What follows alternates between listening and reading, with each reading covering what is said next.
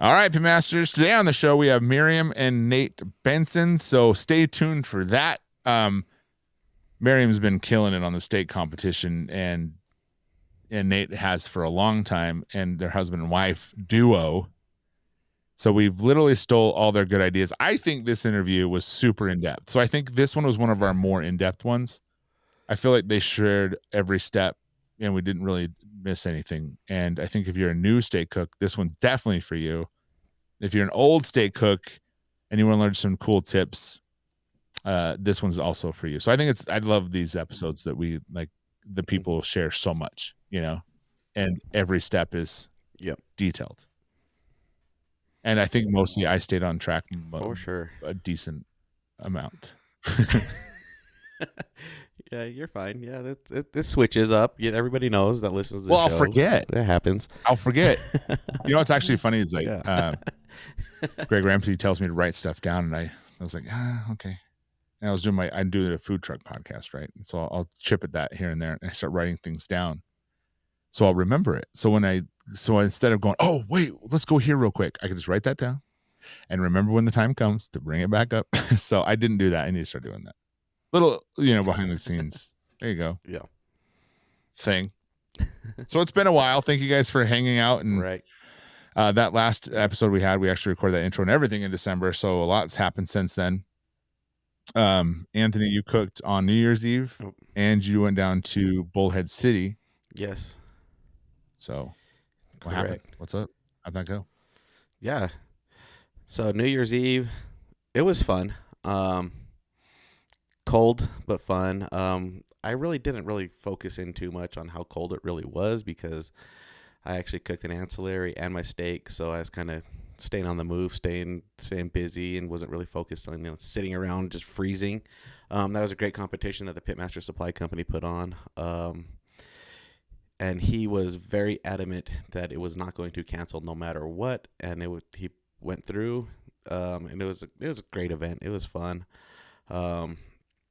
And yeah, I can't remember. That was 3 weeks ago. I forgot what my score was, but yep. And then I headed down to Bullhead City with the Dunions. They are notorious in the backyard scene cooking, and they're ready to move to the KCBS and cook more KCBSs. So they invited me to put together a team called Buzz Crew Barbecue. We went down there as the brisket guy. Was able to pull off a 5th place down there in Arizona, which, Rusty, it's not that difficult to cook down there. You just need to step it up a little bit, but we'll be all right. And then we also managed to win People's Choice. And I want to give a big shout out to the Dunions for putting that on, and then a huge shout out to Amanda McGrath. That was the face of the People's Choice Award, because she took all the orders and made sure everything was going. She pushed everybody to keep driving and getting orders out to be able to win that award. To clear up the elephant in the room now, I've also done well down there, sir. I think I say this in why do you hate it so bad? And I guess I'll ask you, because I actually don't really know. I'm going to ask you, and I'm pretty sure I'm right. Yeah. You took well in brisket. How did your teammates do? Mm-hmm. Okay, they struggled. That's my point. I shouldn't say struggled. Here's what I think happened. A lot of came into play. They cooked very they cooked very good stuff, but I think vending. We vended last time. We took well in ribs, but it's like I said, every time I got to Arizona, it's the same thing. It's like you get a call on something and just bombing everything else. It's just, for me, I don't know what it is. It's just, that's why I don't like it. I've taken first place. You think it's just sausage, taking ribs. We've got called in chicken down there, but everything else there's no balance. I kind of agree with you, because normally with most. I shouldn't say normally with most KCBSs, but with KCBS competitions, you can say, hey, Salt City got X amount of calls. Buzz Crew got so many calls. You can kind of already figure out who your grand champion and reserve grand champion is, right? I feel like you're correct. In Arizona, it's just so unpredictable that you really don't know where anything's gonna land, right? But it's a weird quandary. Yeah, go But ahead. they do. It is. Because the It people who is win, very their weird food is amazing. because, Like Big Papa Smokers do well yeah, down there every right, single year, and his yeah, food's bomb. yeah, The people who won, their food's awesome. They cook well. It's not like these judges don't know yeah. how to We're not judge taking at anything all. away They from them. do. Yeah. It's just a weird environment for Utah teams. I just noticed that. Well, I think with KCBS there always is the angel table and the table of And it's a death. big competition. That should be said too. So there's a lot of variable. Yeah, yeah. Yeah. It's 57 teams, yeah, or 58 teams. But the thing is I took first place on my table, took fifth, but the table I was actually on was actually I think possibly the angel That table. the death table, because it was just so everywhere. And looking at the scores, I hit 4 perfect scores. Then I got one judge that gave me an 8.77, and then another judge that gave me a 9.88. But there's those 2 judges that just didn't like my food. But then there's always that angel table. You can see it in the scorecards that the angel table is always within the top 10. You can see 5 teams in that category. That California and Arizona 10, teams do very well. I think it's all the luck of the draw as well. They do well. Mm-hmm. And like all the teams down there do well. And again, great food. So it's not like they do Yeah. Some of the best cooks ever get their due down in Arizona. They win. They do well. Well, honestly, like when it comes to KCBS style cooking, nobody puts out bad food. It's just all how it gets judged, right? There's people that's been at the very bottom and you've had their food and you're like, damn, it's so good. But it's just the luck of the draw. I just noticed Utah. We like sweet food, man. We do it sweet up here, and I think that's really the rub. Yeah. I think we can get lucky sometimes with it. I'm sure your brisket's not as sweet as most. I'm sure yours is more in line, and more consistently could be consistently judged throughout. But like, for example, my ribs are very sweet. I think I just got lucky that day, just got the right table. And I think the sweetness is what does it. I just think they're not into it, and that could be a thing. I don't worry about it because I'll just go down and I have fun and I'll cook my best and we'll do well, and it's fine. Yeah. You want to know something that went down that weekend in Bullhead City though, Rusty? We had maybe 3 miles an hour wind at the top. It did not blow. The one year I don't go. It was not windy. Yeah. Tents were staying down. You'd even have to stake them down. It was nice. And I was like, this is the first time that I've ever heard of that. Wind was not a factor. It's always a windy day. I remember that one clearly. I have video of it. It's just a whole, we were in the tent back then. And we were just getting rattled. It was great. Well, that's cool. Yeah. And the SCA on New Year's, that again, just so you guys know, that was a 2 competition. One that was in 2023, one that was in 2024 because they did it late in the night. Was it just exhausting at the end? Where you're just like, I want to go home and never wake up? I think everybody was in zombie mode. I don't even think people realized what was going on by the time the awards came around at 3 o'clock in the morning. Damn.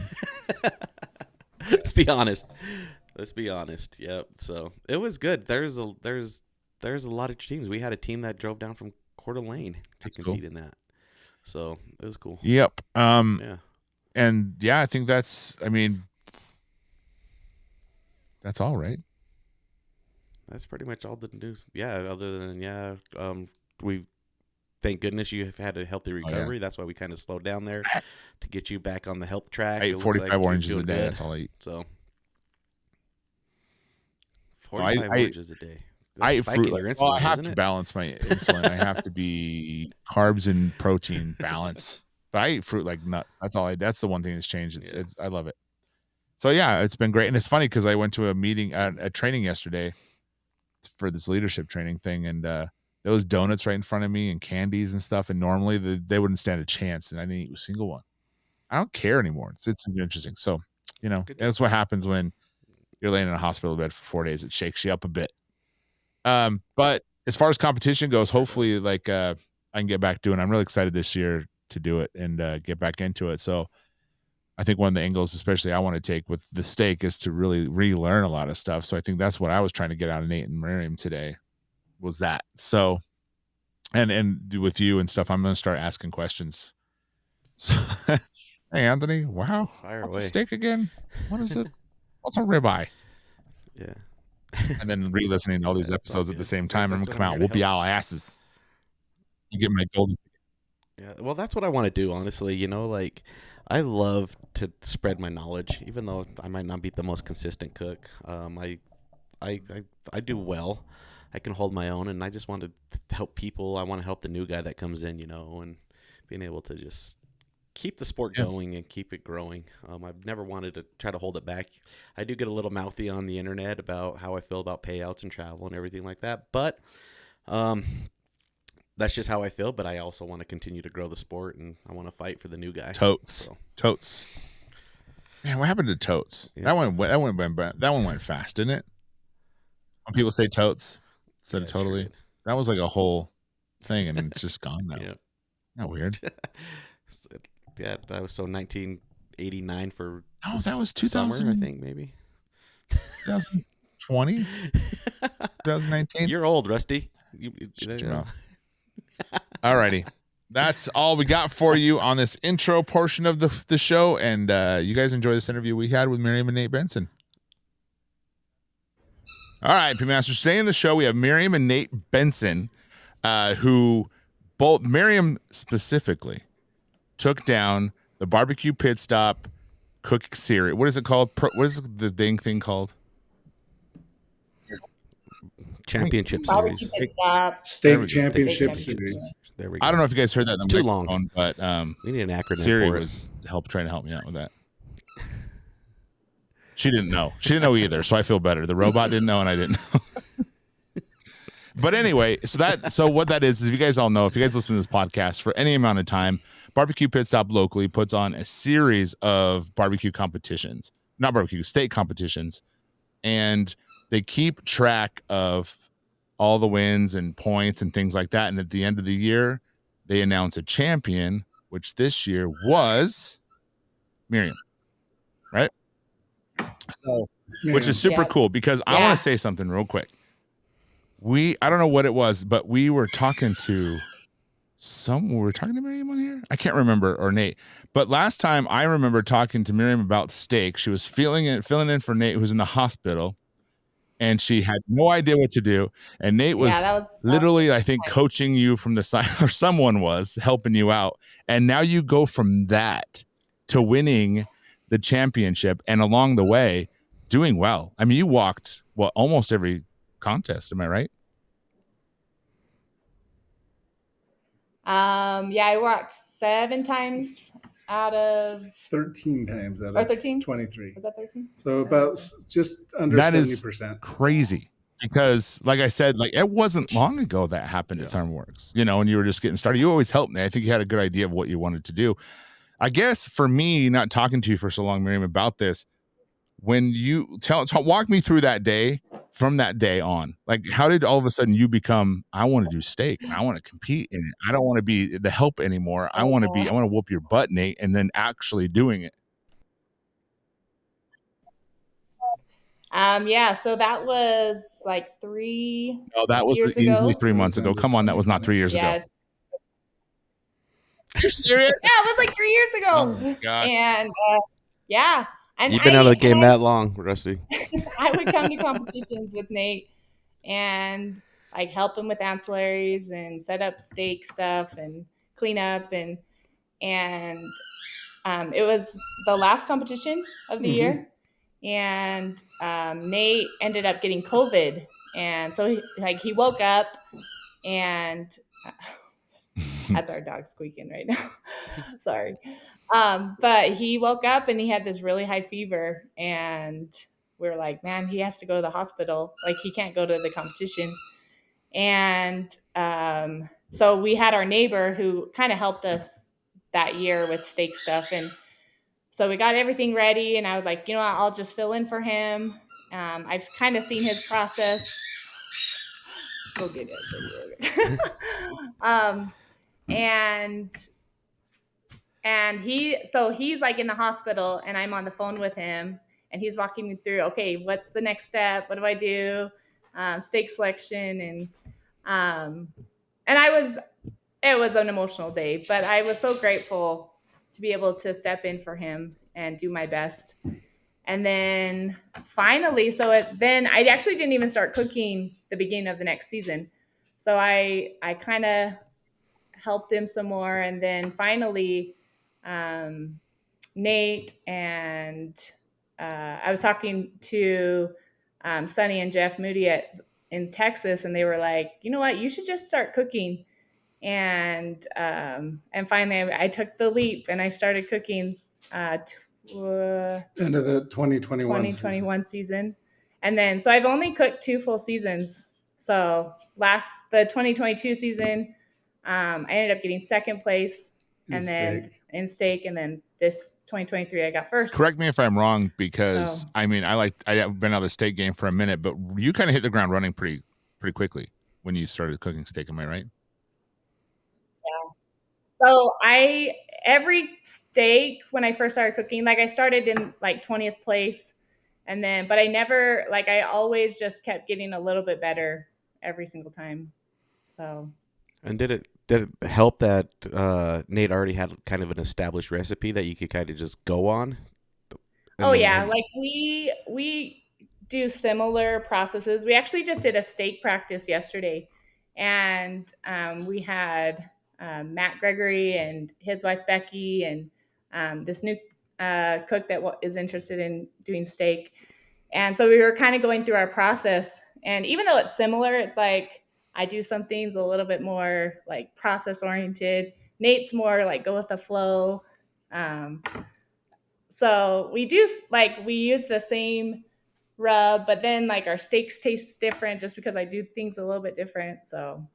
So we've talked to Nate about his stuff. I mean, let's just get right into this. Talk to us about let's just walk through it. You're going up to the steak. Yeah. What's that? Process? The process. Well, let's start with when you're selecting Nate a steak. Let's start there. You got empty tin, empty pan, empty pan. Let's go. So every time, even like after 2 years of cooking steak, like when you get up to that table, you always like your heart starts thumping a little bit faster, and you got 30 seconds to pick your steak. And one thing that Nate and like Steve Conway, they always say, like, just go and be confident with the kind of steaks that you like. And so I always look for like a good marbling with the steak, and I've won with a good spinalis steak or baby tri heart versus like a bigger tri heart. But I think it really, like, you just have to look for the steak that you like. And what is your preferred steak? Let's say you walk up to a table right now and you're like, I can just magically have the perfect steak. What would it look like? I actually like the baby tri hearts the best. Sometimes with the bigger tri hearts, like the doneness, I struggle with the doneness a little bit more because you kind of have to take it farther.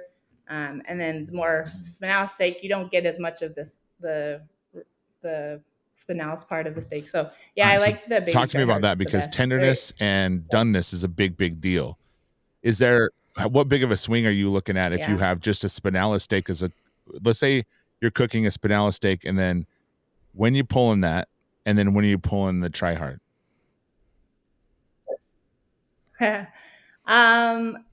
Well, like they say, a perfect medium is 140, but it also depends on like how fast the steak is rising and when you want to pull it off. Because if a steak is rising quickly, like you want to pull it off so it still raises when you rest it.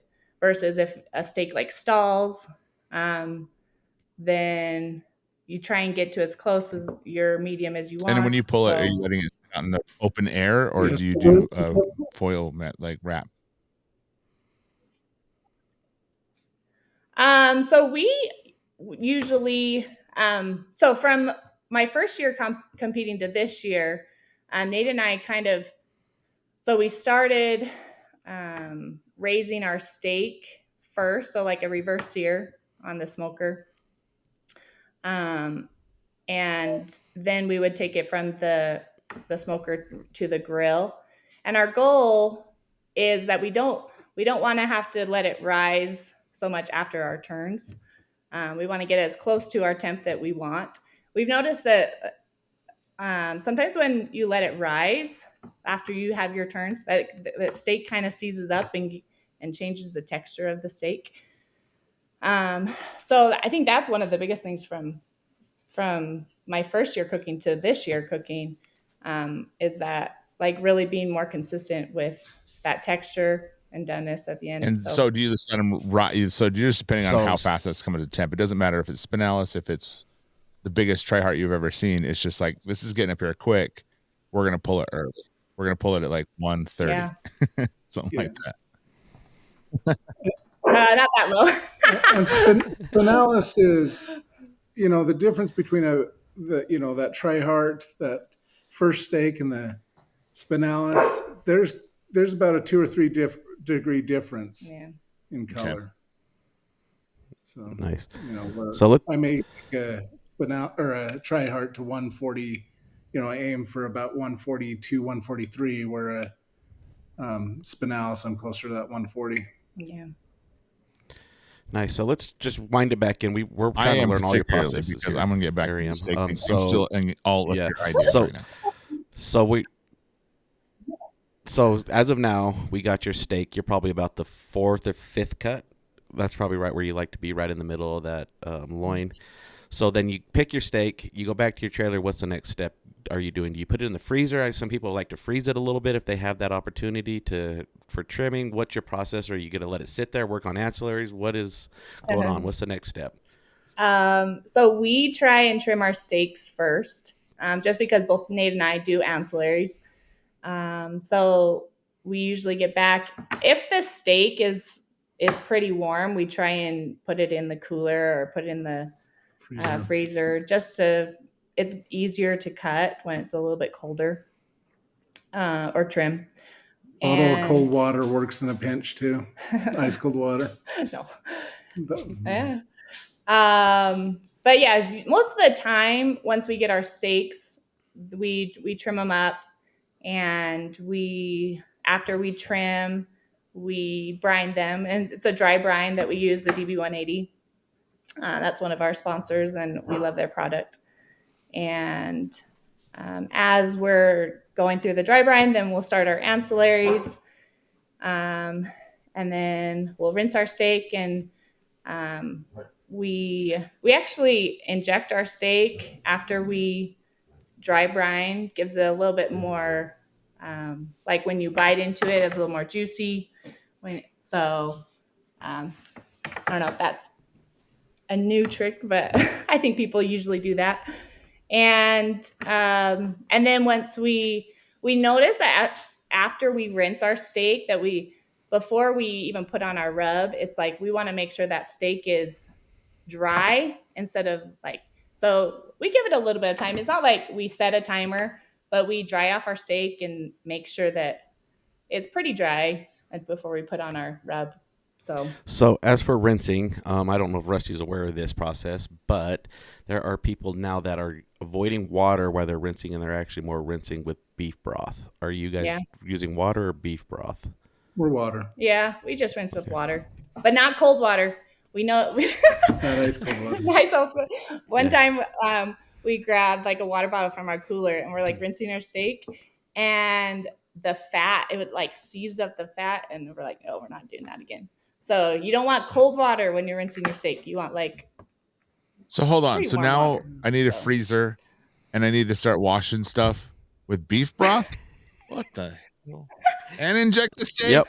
Good God. I'm just gonna do brisket. We don't have any broth. I got to be honest, man. I don't think there's a world where that beef broth helps you in any way in flavor. I just don't see a world where that happens. But okay. I know, but it's like mustard. Thing, it's like if I went to go, what do you bind your stuff with? Mustard. Yeah. Like I don't know why that became a thing, but you can bind your stuff with so many things. Right. Water is perfect, and it's just weird. If you just let it rest there and then you season it and let the salt bowl moisture, it's going to bind anyway. I love to put a Dijon mustard binder on my brisket to add flavor. I'm like, when are you tasting that Dijon mustard? I would love to know when. What moment are you like, dude, that Dijon really kicks that part? Oh, I love that Dijon right there. Did you put Dijon on this? Like, this is great. When we were in Texas one year for the World Championship, we were talking to a judge, and they tasted a steak that was like cinnamony. We're like, what? Cinnamon on a steak? No. I know. I don't know. So yeah, cinnamon on chicken, maybe. Cinnamon on pork. Yeah. I'm all about that life. Yeah. Okay, so we're freezing things now. All right, perfect. I'll go buy a freezer. Got it. And so, okay, we're back to the trailer. We've trimmed. So the thing is I mean, a lot of people use the ice. They'll bring out a half pan bag of ice, cover it with the steak. That's sufficient. Is it not? Yeah. So it is. Okay, great. And so all these trailers, man, getting all fancy. So you come back, you trim your steak. Are you have you guys noticed the disc is kind of coming back? I've noticed that. The hockey puck. The what? Yeah. Oh, the shape of it. You still want it to look like a steak. You don't want it too round. I've seen a couple where people are straight up hockey pucking it again. I'm like, hell. Well, I think it depends on the steak as well too. Yeah. Because there's one competition where we all had to pretty much have that shape because they were about the steak was that inch and a quarter thick, but they were about 6-ounce steaks. Yep, that's true. Where was that at? Was it Vegas? I can't remember. I don't know if it was Vegas. I think it was Vegas. Yeah. But I remember they were just like everybody had the perfect round hockey pucks. You had to because that was the way that the steaks. All right, so the most part, everyone's still shaping their stuff like a steak. Got it. So when you inject it, I would imagine it, depending on the injection, wouldn't that make it a little bit more? What's the word I'm looking for? Like loose? Is that what I'm saying? Does that add? Tenderized, so when I'm cooking it, doesn't it want to expand more or shrink more maybe? It does. Like I've noticed sometimes I have to loosen my string after just a little bit. So you just have to pay attention to some of the little details. And I'm assuming you're injecting it with some sort of beef injection, like a Big Papa Smoker's cow prod, something like that. Similar? Yeah, we really like the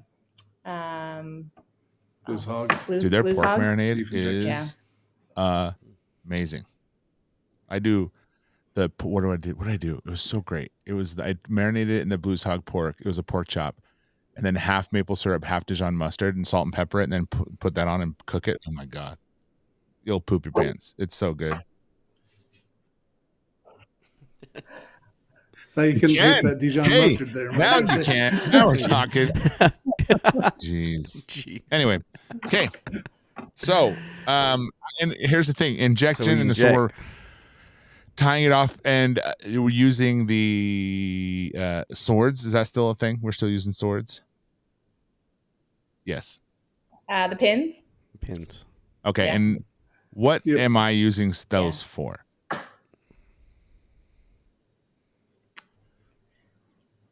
So primarily, we pin. So most of the time, I'm using it almost strictly as markers to, orientation. I put one in the top of where the opening is going to be in the box, so that you don't get confused, because I'm easily confused. And then we actually have a template that kind of shows where we want our grill lines to lay out.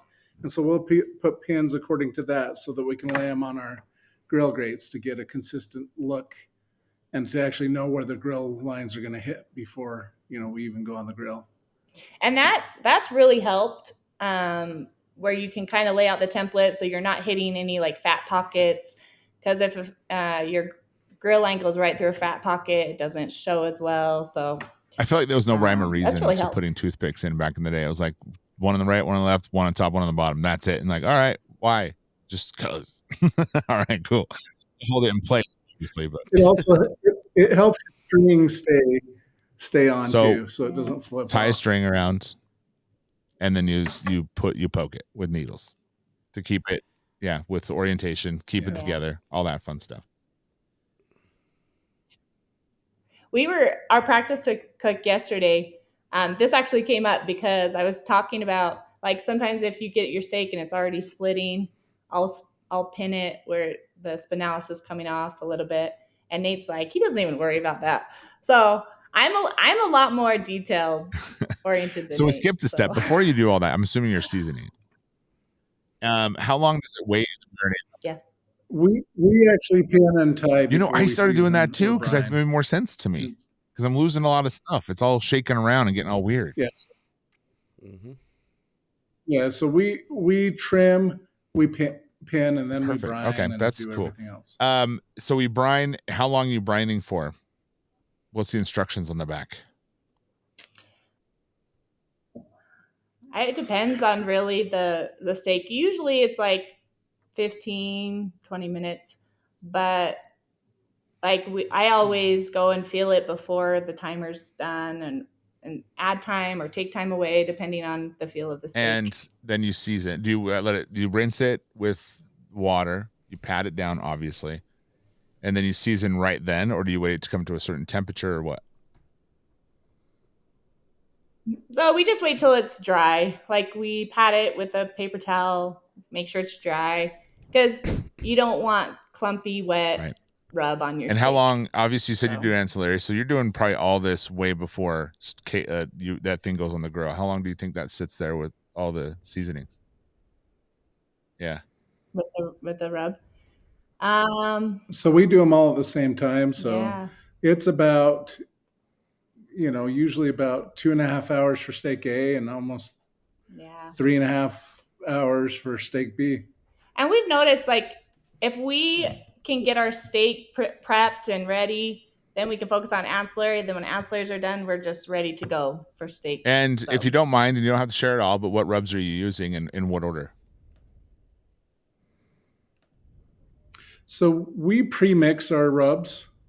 We've got, down to the gram to make sure they're consistent. Mm-hmm. And then we run them through the Phenamill to get a nice fine application of it. We're currently using the Grill All, DB180 Grill All, DB180 Sizzling Steak, and Hey Grill Hey Beef. Yeah, and those are both amazing companies that have sponsored us. So the Hey Girl Hey is awesome. We used to use the chicken seasoning on our chicken. Competitions. Yeah, I love their beef. And their beef rub. So you said you grind them up in a what? A phenol, a Phenamill. Phenamill. Yeah. So it's just a little electric grinder that you have pods that you can swap out. So you grind it, then regrind it, like it's a fine powder almost.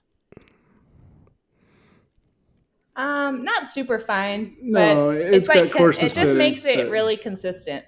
Some of the rubs seem to be more clumpy. Did you get my joke? Phenamill is the end in French. Did you get that joke?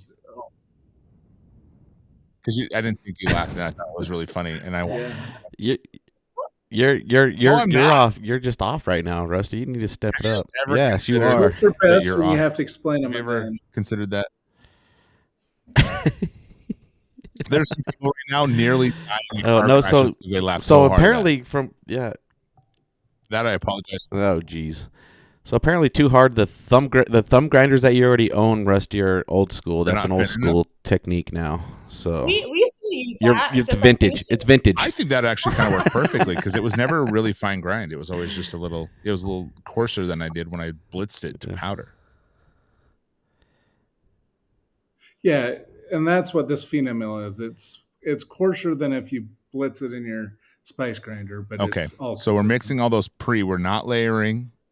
Is there any myth bust about layering? Is it just like that doesn't matter? It's what are you doing? That's kind of like why are you washing it in beef broth kind of thing. Is there? Yeah. So one thing I did notice when layering, it was easier to over season. And then it was also easier to, it seemed like you'd get the first one on and get a good layer of adhesion. And then you put the second one on and it wouldn't stick quite as well. So your flavor wasn't as consistent. That makes total sense. So I'm a DBA 180 fan as well, and I still want to use them. But if you had to use only one of their seasonings, what would it be? Ooh, that's a good one. So if I had to use only one, just one period, it would be spicy garlic. On a steak? Spicy garlic. Although it's What good about on a your steak profile? too. If you had to take the grill all or the steak sizzle one off, what would it be? What would go? What would go to the wayside? Get rid of the sizzling steak and go with the steak and beef. You mean the grill all?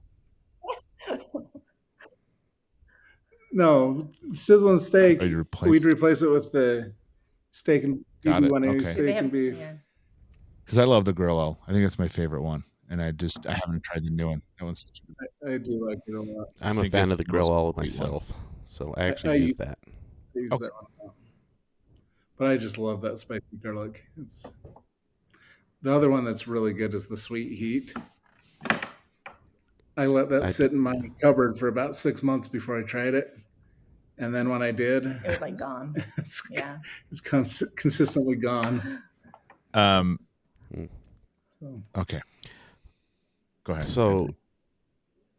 So when it comes to seasoning, so kind of like you said, when you season, it will kind of get, that wet, tacky. Are you guys reapplying to try to dry that up? What's your guys' plan on that? Because you guys are ancillary cooks. You do have a lot going on. You're not just focused in on the steaks as well. But what are you guys doing with that? Because I've noticed if I get too tacky and too wet, when I hit the grill, everything just drips off and I'm losing all my seasoning.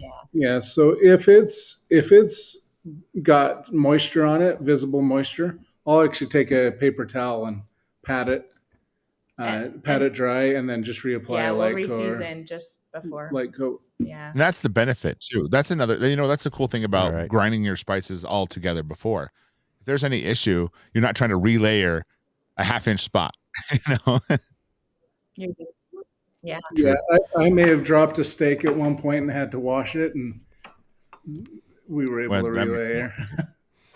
Well, it's just the thing is salt naturally pulls moisture, right? So it's going to get wet no matter what, depending. So there's people out there that won't even apply the rubs until they're ready to start cooking it. So it's just there's just so many techniques out there. But if obviously your guys' is working for you, you stick with it.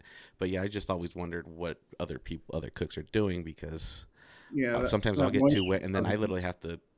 I'll literally wipe it with a paper towel and just reapply and let it try to rebind again. Yeah, so I just press it instead of wiping, and it doesn't take a lot off if you just kind of. You know what I'm going to start doing? I'm going to wash my steak with Dijon mustard and beef broth. Nice. It'll work for you. Yeah. One thing we noticed from 2 years ago, like we would just let our steak like raise in the sun, and we felt like you get more of that moisture on that steak if it's like coming up in the sun versus when now we do it in the Traeger, and so it's not as wet. Right. Well, when you're obviously putting it in the sun, everybody's going to cover it to keep dust, bugs, everything off it. So then you're just creating humidity inside that container. So it makes sense. You're doing a reverse sear now. Okay. Mm-hmm. So then I guess that's the next step, right? We've seasoned, we've waited, we've done our ancillaries. You guys did all that stuff. We can't talk to you because you're too busy. Thank you for that. And you can always it's cool. I just feel like I'm totally interrupting, but yeah.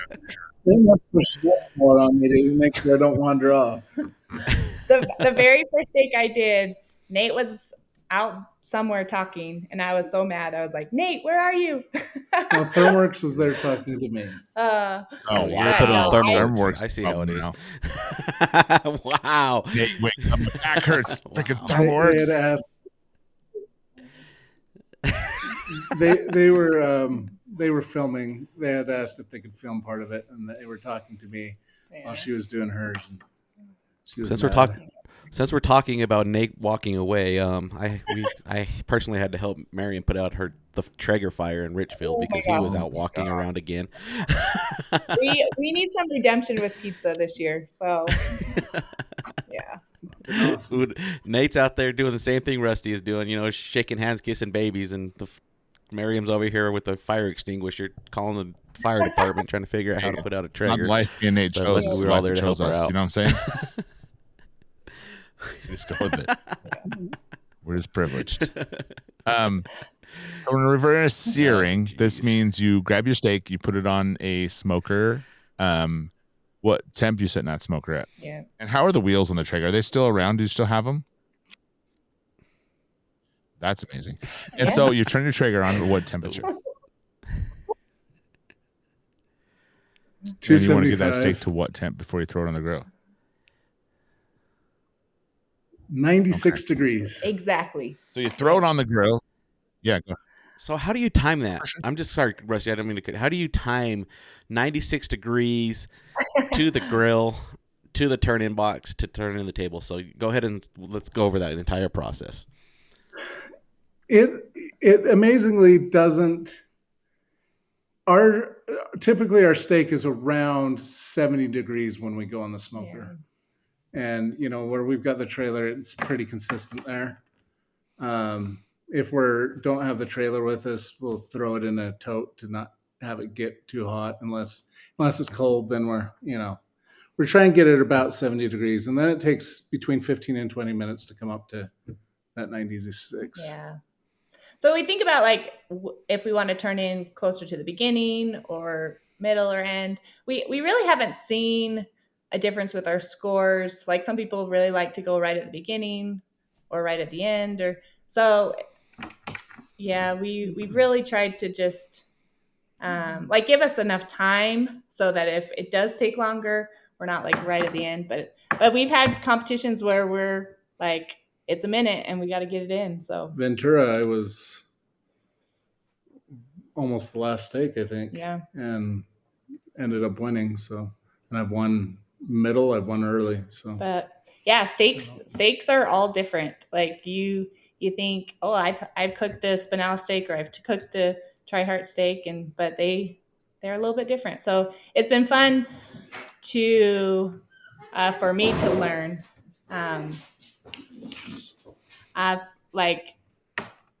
not only the process, but to really pay attention to what the steak's doing. So. Right, and then luckily here in Utah, for the steak championship series that you won, the steaks have been extremely consistent. They're coming from Creekstone, they're cut exactly the same, exactly. Mm-hmm. So consistency on your steaks is very beneficial, especially in a steak series like this. But I think you do run into more challenges as you travel, and you have to make those slight adjustments. But being here in Utah, it's extremely nice. I do better outside of Utah. And that's why Miriam won. So simple as that. Yeah, but I did better outside of Utah. Well, the thing is when you travel, you just really don't know what steaks you're going to get, right?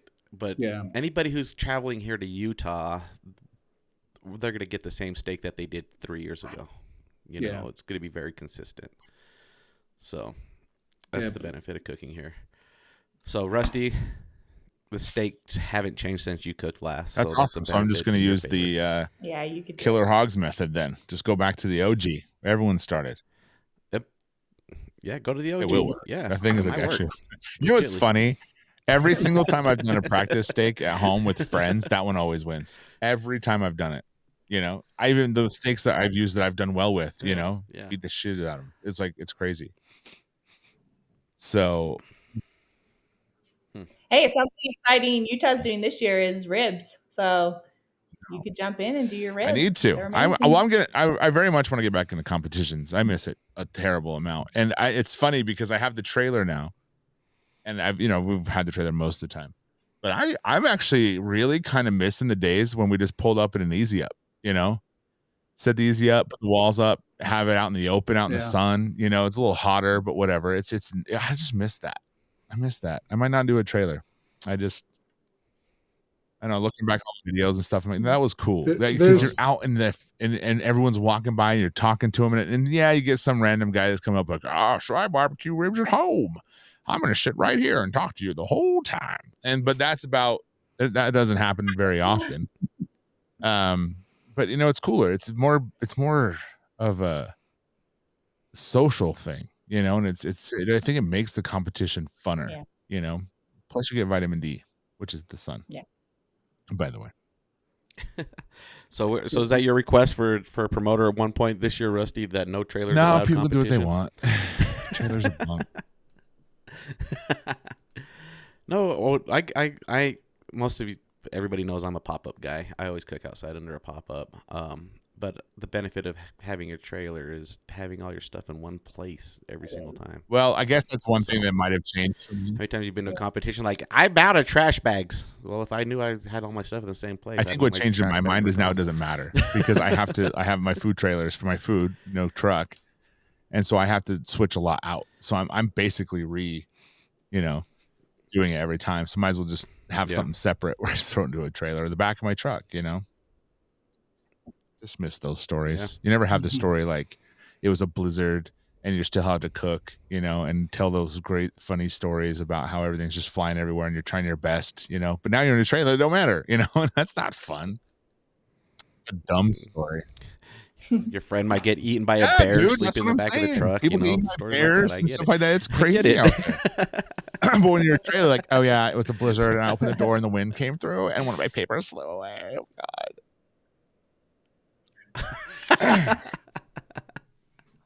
I had to turn the thermostat back up because cold, it was blizzard outside. Oh, jeez. Anyway, where were we? What process? Where are we at now? We're at the reverse with the Traeger with the wheels that have the wheels on. You should sell that before your wheels fall off. Yeah. If you guys don't know, I always talked bad about trailers because everyone had a broken wheel. So we're going to 96 degrees. We're throwing it on the smoker, which you guys are using an M16 still? Yeah. And we still have our M grills, so M16, M80, C4. So I actually mostly cook on the C4, but I'll cook on the M80. I'll let's cook keep on talking the like this so our podcast gets flags for terrorism. Blood. Anyway, what heat are you going for in your smoker and the grill in the valley? In the grill, so we like on the grill grates, we like to go about 600. So on the C4 it's more the amount of charcoal. Yeah, I don't C4 really is different. Pay attention to the heat because if I put the same amount of charcoal, I get the same kind of results. But he cooks on the C4. I don't. So I like the M80 or M16. And are you guys counting, Nate? I guess for you specifically, are you counting your charcoals or you're just putting a certain amount in? I just go to the same level in my time. It's 16 briquettes. We're not that specific. So it is 16 briquettes that fit in it. But we had Raymond Patterson came and he leveled out his charcoal and we're like, oh, that's a great idea. So it's consistent temperature. So that's something we learned this year. To level out your charcoal, as in right. After so it's burnt down or before you burn it out. Like when we dump it in. Yeah, just make sure it's all from corner to corner. Yeah. But I want to touch back, Rusty. You said where you measuring your temperature at, right? You asked in the valley or the grate, right? So I kind of want to squash this theory here right now. So when you use an infrared, most people are buying a 12-to-1 infrared, so that's 12 inches with a 1-inch square or circle. So when you're taking your reading, it's actually measuring the outside rails and the lower rail and averaging those into the temperature. So if you say, hey, I want to measure my lower part, you're actually not. You're just taking an average of that 1 inch circle. So there's not really a way to get the valley versus the top. What a it's nerd. taking an average of both. So hold on. So if I'm doing the valley, it's just an average of both. So are you saying do the surface, or doesn't matter? It's just so you know. It's taking an average of whatever's inside that 1 inch circle. The valley is still the way to 12 inches away. Correct. No, because it's taking an average. So there's no point of. If I point into the valley and I point it on the top of the grill, it's the same thing essentially. All right, you'll get the same average pretty close. That's good to know. What is the cool oil that everyone? What's all the hip oil the kids are using today? What's the Riz on the oil? We use avocado. Yeah, we really haven't changed that. Like we started with duck fat, and it got kind of hard to find. And then avocado oil is a lot more easier to find. So yeah, I use Pam. I use Pam because I know wherever I can go to Walmart and get a can for under $2. Do you use the butter freeze one? And it won't be hard to spray. Yep. But here's the downside. I'll give you the downside. I'll let everybody know. If you use the butter Pam, you spray it and let it smoke off, because for some strange reason it gives off a fishy smell. So you can't put your steak on while it's still smoking off. That's when I first started. I used Pam butter because that's what Cosmo did, and that's the only video besides the How to Barbecue Right video that was out was his, and he had to pay for his, so I paid for it, and they were like, use Pam butter, and so I'm like, okay. So Pam butter, yeah, it works great. Or it's olive easy to get around or avocado oil. Yeah, that's what I use. Yeah. And I don't spray my grates. I spray the steak. Okay. So steak, not the grates. And you probably don't want to do that with the butter, I'm assuming. Yeah. Don't do that with the Pam. Do not do that with the Pam. And so, okay, so we're throwing it down. We're going into each side a certain amount of time. Temperature, what are we looking for? So yeah, we go.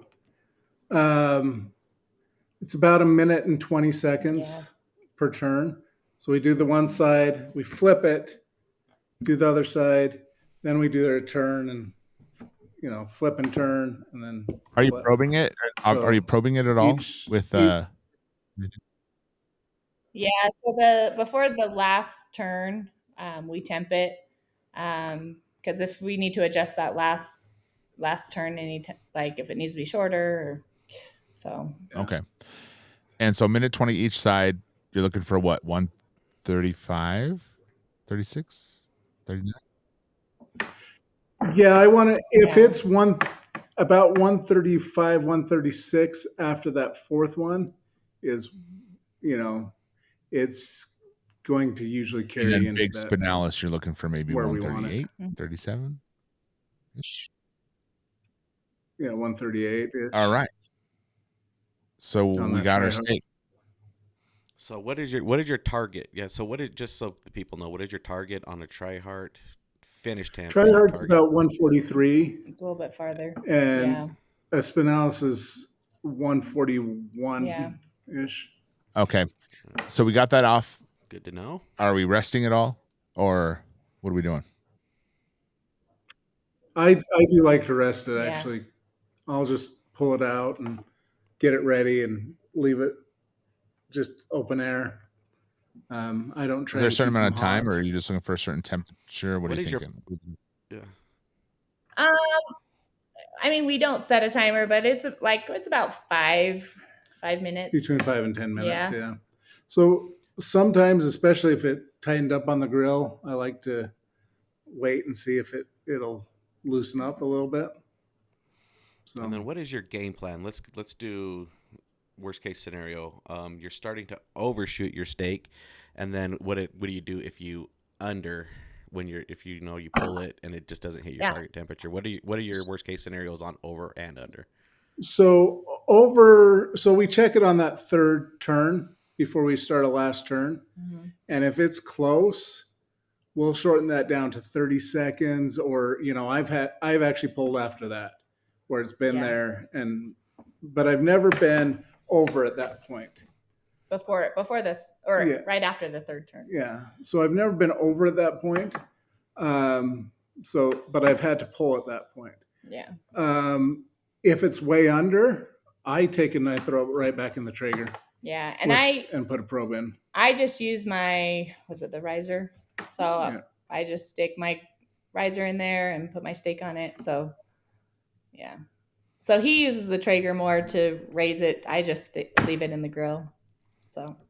Right, and then just for example, for people who've shot over, Matt Hansen was on the podcast a few years ago when he was cooking steak. His steak was screaming. I guess it was rising extremely fast, and he ended up just taking it and putting it in a Ziploc bag and dunking it in ice water to stop the cooking process. Yeah. And he got a walk on that. So that's just for people if it's climbing too fast after you pull it and you need an emergency, Ziploc baggie and some ice water. Matt Hansen also got a walk on his Walmart ring. So. Wow, you're gonna put him on blast like that? Jeez, I thought that was just kind of an unwritten rule. We don't talk about that, but apparently you decided to bring it out. How'd you do on that? Yeah, we want to bring that up again. Rusty? Actually, it was God, technically it was third place. Technically it was. So that's what I heard way down the road. It would have been. I wouldn't have won, but I would have been third or fourth. But I was dead last, and it wasn't even close because of an error that was put into the machine that we didn't catch. So just so people know, should we just say that too? SCA does still have some calculation problems. No, not just we not had just one down in KCBS. Richfield once. That was a big old thing. I think it was you, Miriam, that caught it, or someone caught it. Didn't you guys catch it? Yeah, she got it. Yeah. So I've got a question though. Have they announced the winners from that? I think it's official. Pit Royal yet? It's done. Yeah, it's official. It's unofficial. Official. It's still a question mark. It was actually funny. Down at Bullhead City this weekend, the announcer that was reading off the scores said, "Oh, hang on a second. There might be a mistake." And Smitty loudly says, "Oh my gosh, PTSD! This is gonna go down again." It was actually pretty funny. So we've rested 5 minutes. Oh man, we've adjusted when we needed, as far as temperature goes. Are we dusting? Yeah, we have a finishing just with the grinder. Is it double garlic? Yeah, we like the. And that's the only thing you're doing with. You're dusting with.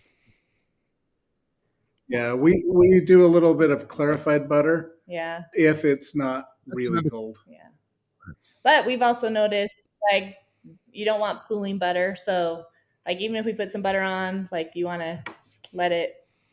Put it on a rack. I guess we'll go back too, just because, I said, this is I'm just looking at this in the lens of myself getting back into it, but I hope that someone who's starting in competition state can learn a lot. So we're going to do a lot of basics here that people should already know, but there's some people that don't.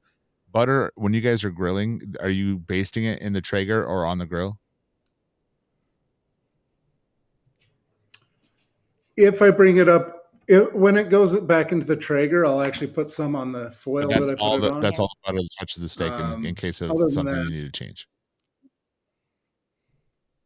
Yeah. Yeah. During the cook, that's the only butter I use. Anthony, is that a thing for you? Yeah. Sometimes you can get you don't want that burnt butter taste on your steak. I butter at the end, but I'm kind of like what Miriam said. I'll baste it. And then I'll actually pick up the steak and kind of watch it. I kind of guide the butter to where I want as it's and just one side off the steak. And then I just do one side. Well, I kind of do both depending on the way you look at it. And then actually what I do is, since I'm holding the steak anyways, I'll actually take the spinalis side and the butter that drips off it on the cutting board, I'll kind of roll it right into that first bite because that's where the judge is going to be biting from, and then let it drip off. Who paints their lines on here? Who paints lines? I've done it 3 times now. Yeah. 3 times. I'll admit to 3 times. Usually it's just a touch-up. So it's if you have a little bit of a line that needs to go to the edge or whatever. So I may or may not have gotten a walk Nice. where I painted every line on it. But we're Is that painting rich? lines. That's a thing now. Got it. That's rectangle. amazing. I actually thought that would take off. I'm happy that I predicted that one. That's good. And well, the thing is Rusty, like we can rewind it all the way back to that episode when that came up, but it is a competitive edge. I try really, really hard not to, because I feel like that if there could be things that could go wrong, right?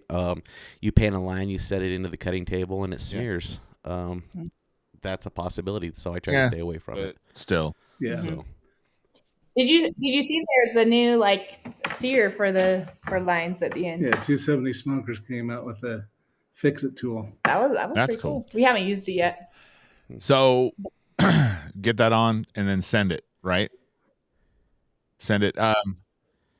And so that's another thing, is that back in the day, this was kind of a thing that people talked about. I don't know if it's super knowledgeable now, but where are you putting it on that foil, on that round disc? So you want the best part of the steak where the spinalis towards the opening of the box. Are gonna eat. And it doesn't matter where you put it on the disc.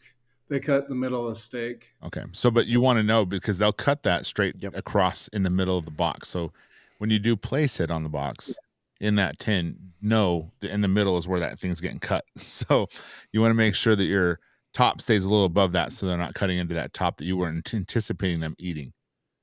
So no, that's false, Rusty. They're gonna cut this. They're cutting the steak, not the box.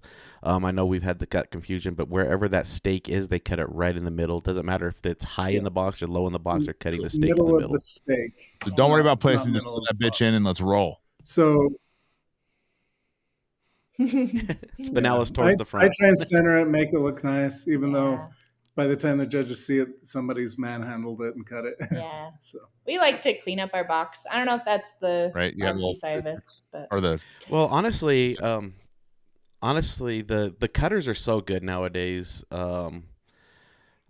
From judging, even when they're cutting it, they're not making a mess of the box. Yeah. Really, the messiest box that you'll see is after Judge 5 gets their bite, because it's all gone. But really, they stay pretty clean throughout the process.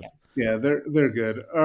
We try and have our boxes be as neat and clean, and because if you have greasy fingerprints on the outside of the box, the judge is naturally going to think you didn't have as much care inside of it.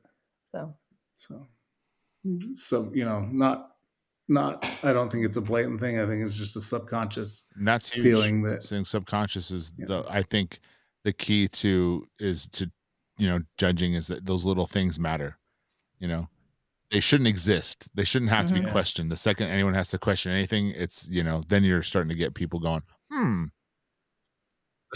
it's true. Like I always say, when you open that box as a judge, the first thing you think is oh, this is exactly as I expected it. This is great. You get a 9. But if there's anything going, you say, wait, what's that? And now you're you're focusing on a negative. And if you can allow them not to focus in on negative in any way, subconsciously or not, that's the key of a box, is you want them to just look at it.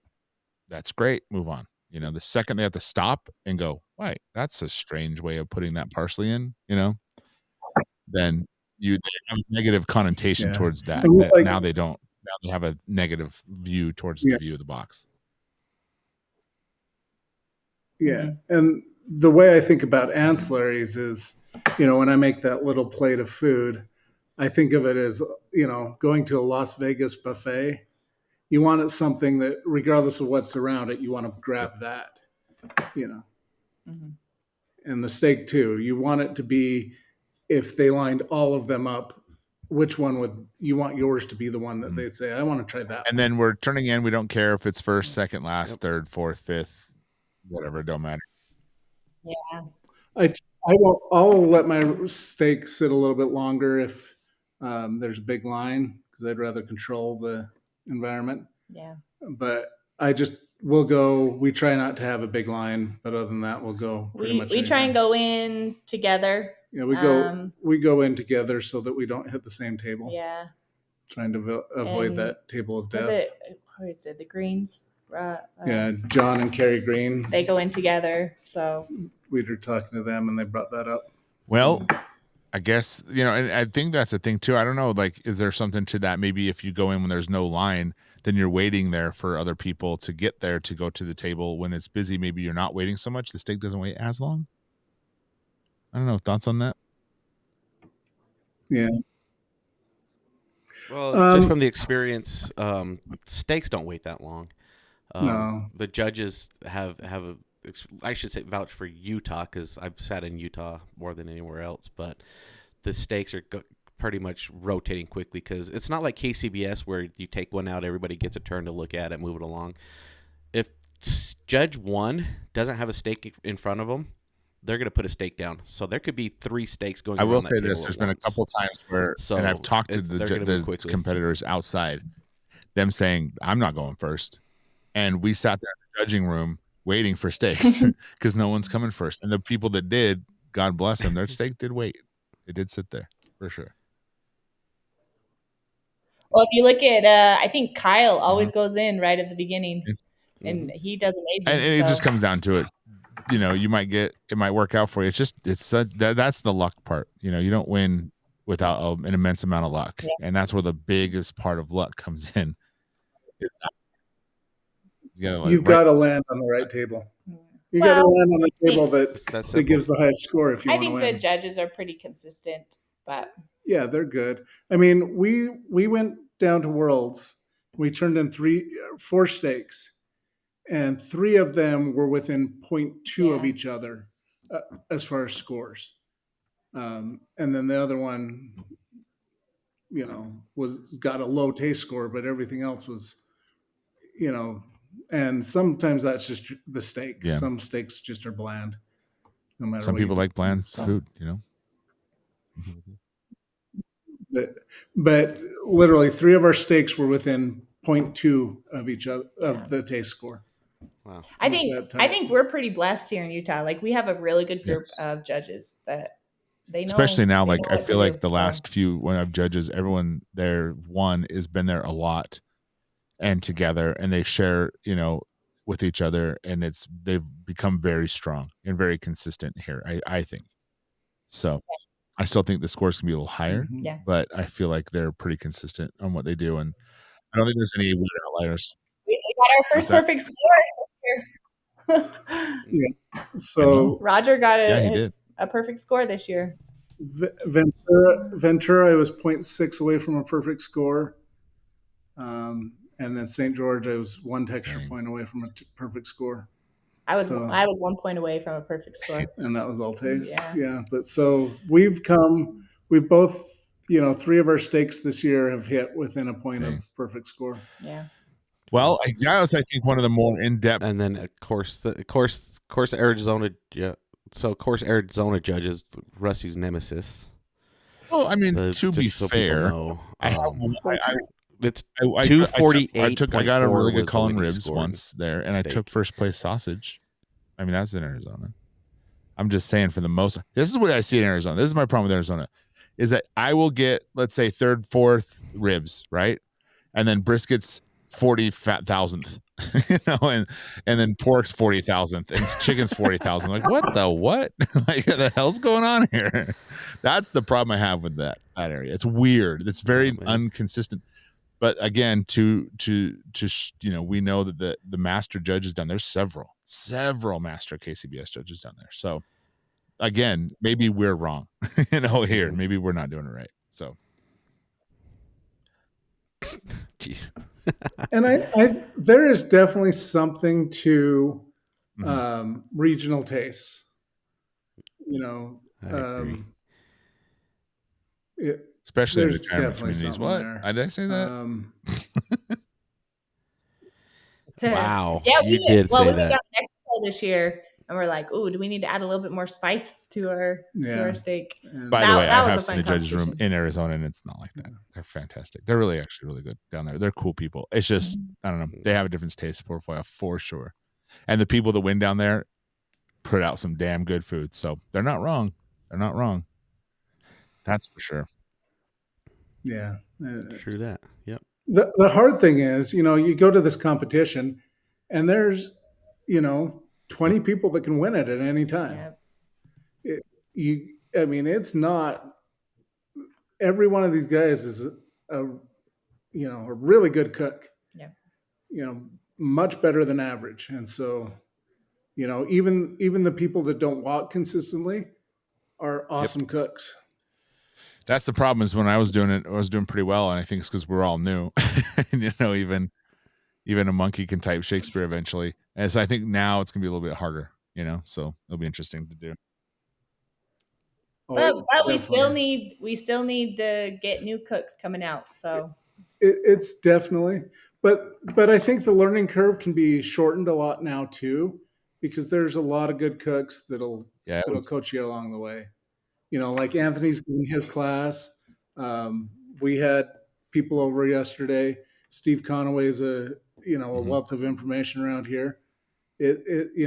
I think that the learning curve, if anybody's worried about it, the learning curve is so much shorter. And heck, how many times have we seen a new cook? Well, it's like we're all doing the same thing almost. Yeah. Someone was doing. There was never a time where there was one cook doing its own. It was a rarity. We all had similar things, and now with all the videos and all the people, like you said, people walking around. And I will say, one of the last competitions I went to was the Rec Tech one, and all I saw was people just tasting each other's steaks, giving them, hey, do this, and helping each other out and giving them tips. And this is great, good job. But I would do this, and it's such a cool community. Dramatic sometimes, I'm going to be honest, but a very, very cool community that is going to help you. If you come out and you're like, I'm new, I promise you, you're going to get some of the best cooks in the state coming up to you, helping you, walking. I mean, if you want to come to a competition, sit in my trailer, watch us what we do. We don't hide. We won't hide anything. Well, you'll get to let's watch be honest. You everything can we go do. talk to Miriam in the trailer, and if you can find Nate talking to someone else, then yes. And trimming in the outhouse. Okay? Well, I think that's all we got for you guys. We're gonna wrap it up. I think we got everything we needed. I mean, that was great. So I apologize. You guys won't get your thing on Barbecue Academy anymore because your class has just been leaked. But we appreciate you guys sharing all that stuff. It was very helpful for me specifically, but I'm sure for everyone that's listening. So we appreciate it. And again, if you guys are new to this state competition world and you're in Utah and you want to jump in and do it, reach out to people like Miriam and Nate, who will absolutely help you in every way they can. So it's something that's a cool community for sure. And this is the part where and this is the part where you guys give your shout outs to your sponsors. Yeah, we want to thank our sponsors. Barbecue Pit Stop's a huge one. Yeah. Hey Grill Hey, DB180, B&B Charcoal, Victory Knives, Thermworks. Can't do it without those guys. It's incredible sponsors. Their products. We use the products. We don't take a sponsorship just to take it. We actually use these products, and they help us do what we do. All great products, actually. So cool, guys. Well, hey, we'll have you down the road. We've had you guys on before. We'll have you on again. So we appreciate the time you took with us this time, and we'll see you down the road. Okay. Yeah. All right. Thanks Thank you. Talk to you guys. Did I do it? No, I'm recording again. I think you're good. You just need to stop recording. I'm doing the 3 record things. All right, that's Miriam and Nate Benson. I don't know. Do they have a team name? We didn't even get into that. I'm pretty sure they do. Maybe, I don't know. Uncle Bensons. Jesse's barbecue. Uncle Jesse's barbecue, right? Is Nate's. And Nate has not entered a barbecue competition in an extremely long time, so he still has the barbecue moniker. You've extended your barbecue moniker lease for another 6 months. So congratulations on that. Thank you. But that's all, guys. If you want to follow us at the Pitmasters Podcast on all the socials, you can follow me at Salt City Barbecue. You got to spell out barbecue with a C. I'm on all the socials too. On the Tiki Talkies, I've been doing a lot lately, so jump over there and check it out. You can follow Anthony at Smoke Ain't No Joke Barbecue for the next 6 months at least. He'll be barbecue, but Smoke Ain't No Joke Barbecue on all the socials. and follow us there. And guys, thanks so much for listening. Leave a review if you get a minute. Tell us what you think. If it's bad, don't say anything. You know what your mom said. If you can't say anything nice, don't say it at all. And be respectful. But yeah, guys, we appreciate it. We'll be getting back to these on a regular basis, and we appreciate you listening. And you guys have a good, fantastic day.